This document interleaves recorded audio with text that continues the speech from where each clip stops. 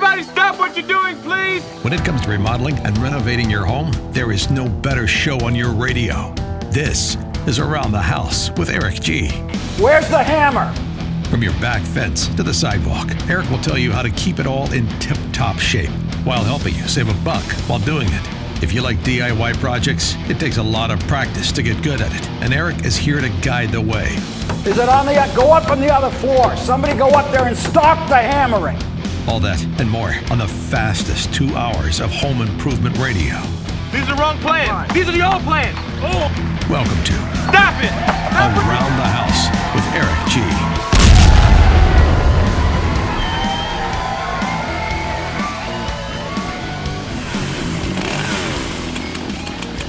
Welcome to Around the House with Eric G. This is where we talk home improvement every single weekend. This is our weekly Pro Insider Special. This is for all you contractors out there. Maybe you're a tile installer, maybe you're a kitchen and bath designer. This is for all of you in the residential world out there. Well, I wanted to talk today a little bit about what happens when things in your industry change. Maybe your leads, all those customers are starting to dry up, or you're getting a feeling that things are slowing down. What do? This is one of those things that sometimes it can sneak up on you a little bit, and then panic sets in. I think all of us in this industry have had that happen at one point or the other. Maybe it's the holidays, maybe it's something like that, and you're like, oh my gosh, I'm finally starting to get caught up. This is great. I'm not behind, and oh, hey, wait a minute. I don't have my pipeline full. What's going on? And this can happen to a lot of different people in a lot of different ways. Maybe, maybe that you're a contractor that has relied on referrals and you have done really well with that. And then maybe you supplement that referral base with Angie's List or Home Advisor or any one of those other lead services out there. And many of those lead services, not all of them, tend to change a lot. So 2 years ago, you might have gotten a ton of great leads out of one lead service, and all of a sudden, enough people quit using that, or the things change, or other people jump higher up on the list, and all of a sudden, you're getting the jobs that you don't like to do, and the ones that are really in your wheelhouse are going to somebody else, and so your leads start to dry up that way. Or maybe you get into a bunch of clients that don't have a lot of friends. They don't have a lot of referral base. They're pretty much homebodies. And especially with COVID, where they don't have people coming over and looking at the project as much, your leads coming down from those referrals, if they're not sharing it on social media, can be a problem. Now, if you're a roofing contractor and, like in the Northwest here right now, we've had some serious, wind and rain and ice and trees, you're rocking pretty busy, but what happens when you get caught up? So that's what I wanted to talk a little bit about today, about making sure that you're tracking your incoming business so you can catch it before you feel it. And that usually happens every time that I've noticed things slow down coming back in. I look back and go, I missed that 90 days ago, that leads were down 20%. I was so busy working on taking care of today's stuff that I didn't notice that it started to throttle back down 3 months ago, 6 months ago. So those are things I really want you to pay attention to. Track those incoming leads. One of the best ways to do it, especially if you're a small business, are you answering all the phones for your business on your cell phone? If you're a contractor, it might be smart to spend a few $100 and hire an answering service. And you're like, answering service? There are a ton of great answering service locally or nationally in your area that'll answer the phone, that'll sound like your people, and will take a message. Here's the cool thing with that. That phone always gets answered. It gets turned into a record that's recorded. It's typed out. It's emailed or texted to you however you set it up. Now, if you're in job site meetings and you've got a new client calling in, maybe you forget to call them back.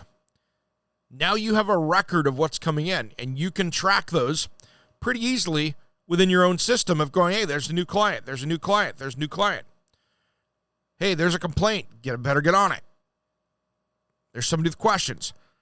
It gives you a way to track all that incoming business without having somebody in the office to do that. Now, if you've got someone in the office that's already doing that, awesome. You're ahead of a lot of people. But keeping track of that and watching what those incoming leads are and tracking to make sure that they're getting touched within 24 hours, you better be getting back to these people within 24 hours. Otherwise, I mean, if you can get back to them within a couple hours, you're better off. If you don't call back within 24 hours, that's a lost lead, my friends. And to be honest, you might have people calling them back within 15 minutes. Now, if they're getting on the phone and calling for 3 contractors and they've got 2 or 3 times available, you're now picking the last one if you've waited 24 hours. So make sure you get on top of that. Now, following up is pretty easy that way because now you've got a record that you can go down and go click, click, click, click, click. As those emails come in, you can file them as contacted and have them in your system, and off you go. So it's not that hard to track that if you do it right. Then you know what's coming in. Then you can react. Then you can go, okay, this lead service is drying up. It's like a well, we've pumped all the water out of it.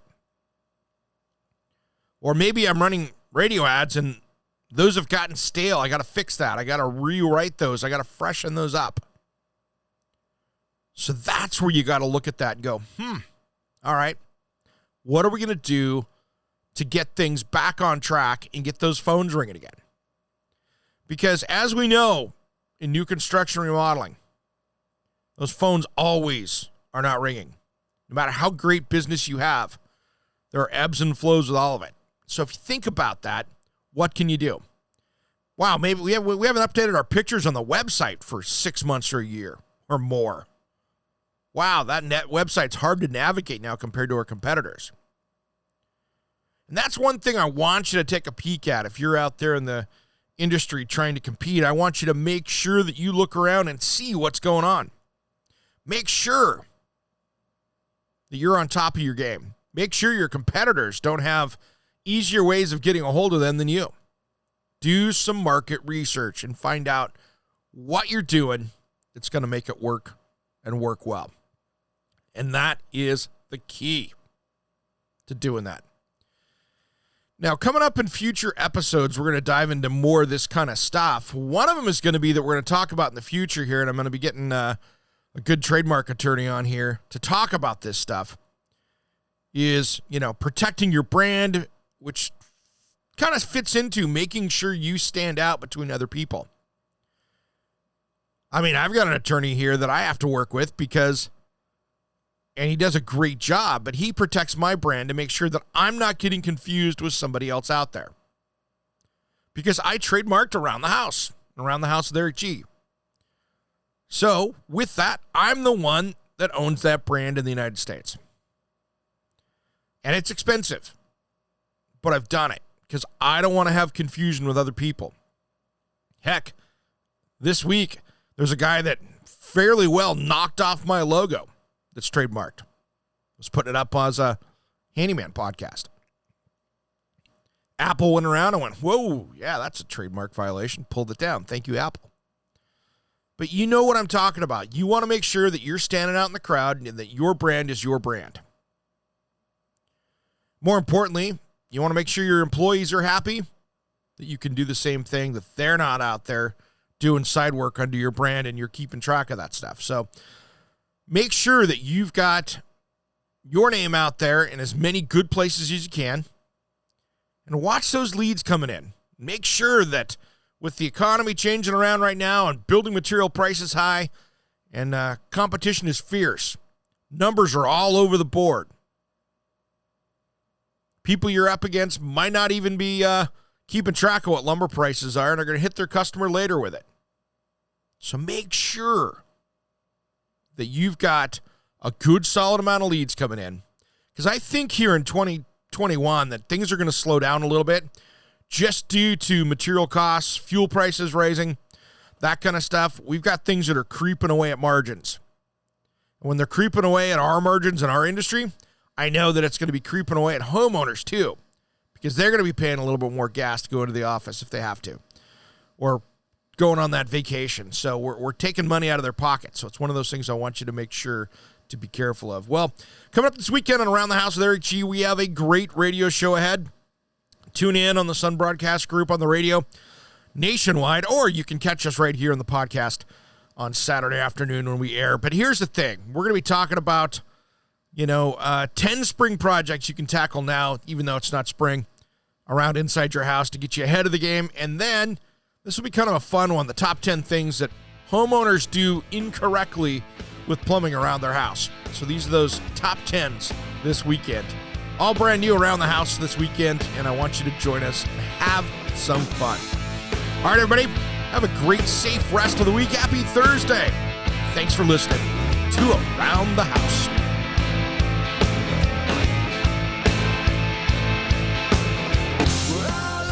Around the House with Eric G. is produced by, designed by Eric G. in association with Salem Media and distributed nationally by the Sun Broadcast Group. All rights reserved. Copyright designed by Eric G. We will be back next week. If you missed part of the show, check out the podcast of all of our shows at AroundTheHouseOnline.com. Remember, measure with a micrometer, mark with caulk, and cut with an axe. Thanks for listening to Around the House.